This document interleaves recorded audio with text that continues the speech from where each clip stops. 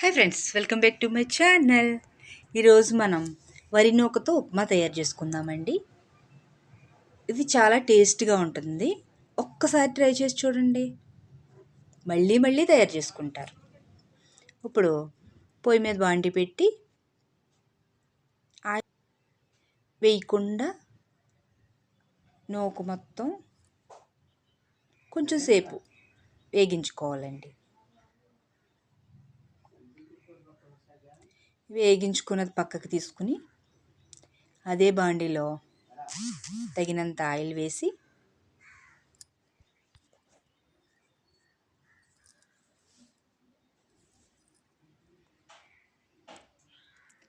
కాస్త శనగపప్పు,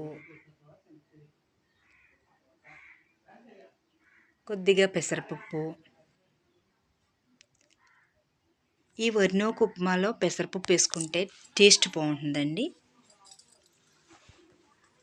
చక్కగా గోల్డెన్ కలర్ వచ్చేంత వరకు వేగించుకోండి. అలా వేగించుకుంటేనే కమ్మగా బాగుంటుందండి.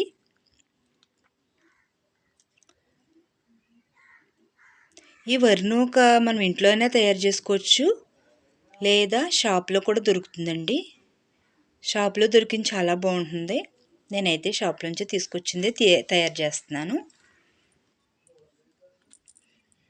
ఇప్పుడు ఒక పెద్ద ఉల్లిపాయ పొడవుగా కట్ చేసుకుని 5-6 పచ్చిమిరపకాయలు, కరివేపాకు, ఆవాలు, జీలకర్ర వేసి తాలింపు చక్కగా వేగాలండి. ఈ తాలింపులోనే టేస్ట్ వస్తుంది.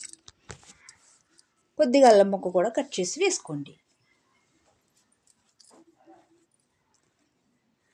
చక్కగా వేగించుకుని వరి నూక కొలుచుకొని మీరు ఎంత చేసుకుంటే, ఒక గ్లాస్ చేసుకున్నారనుకోండి 2 గ్లాసులు నీళ్ళు పోసుకోవాలి. ఒక లోటా చేసుకున్నారనుకోండి 2 లోటాలు నీళ్ళు పోసుకోవాలి. అంతే కొలతండి. సూపర్గా వస్తుంది.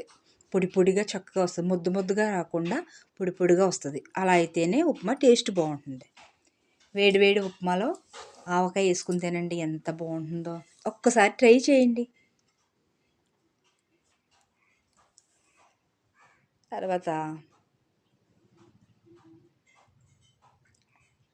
అదిగోండి నూక నేను ఆ లోటాతో తీసుకున్నాను. మీకు చూపించటం కోసం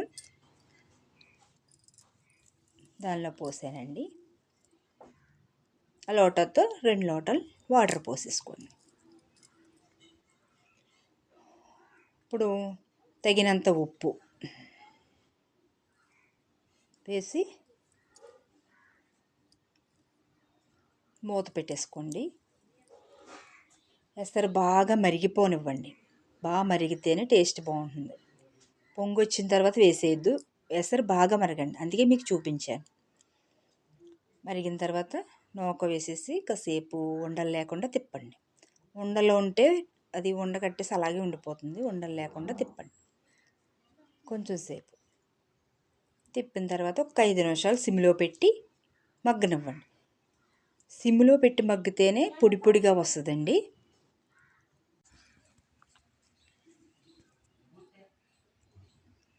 5 నిమిషాలు మగ్గిన తర్వాత జాగ్రత్తగా కలపండి.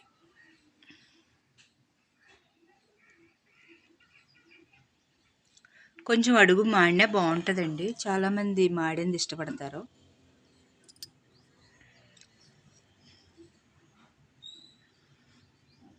పొడి పొడిగా వచ్చింది చూసారా? అలా ముద్దు ముద్దుగా రాకుండా పొడి పొడిగా వస్తే టేస్ట్ బాగుంటుందండి. మా ఊరు సైడ్ అయితే ఉప్పిడి పిండి అని కూడా అంటారండి. మీ సైడ్ ఏమంటారో నాకు కామెంట్ చేయండి. ఈ వీడియో మీకు నచ్చినట్లయితే సబ్స్క్రైబ్ చేసుకోండి, నాకు సపోర్ట్ చేయండి. ఇప్పుడు వేడి వేడి ఉప్మా రెడీ.